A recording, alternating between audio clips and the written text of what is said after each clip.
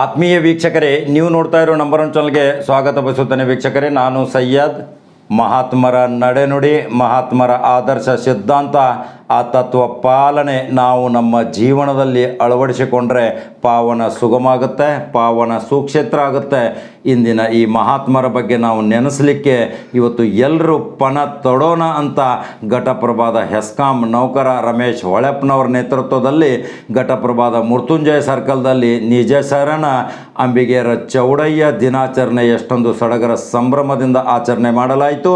ಈ ಮಹಾತ್ಮರ ಒಂದು ಸವಿ ನೆನಪಿಗಾಗಿ ಇವತ್ತು ನಾವು ಏನು ಮಾಡಬೇಕಾಗಿದೆ, ನಮ್ಮ ಜೀವನ ಪಾವನಗೋಸ್ಕರ ಅನೇಕ ಸಿದ್ಧಾಂತ ತತ್ವಗಳೊಂದಿಗೆ ನಾವು ಇವತ್ತು ಈ ಕಾರ್ಯೋನ್ಮುಖರಾಗಬೇಕಾಗಿದೆ ಅನ್ನೋದೇ ರಮೇಶ್ ಹೊಳೆಪ್ಪನವರವರು ಏನು ಮಾತಾಡಿದ್ದಾರೆ.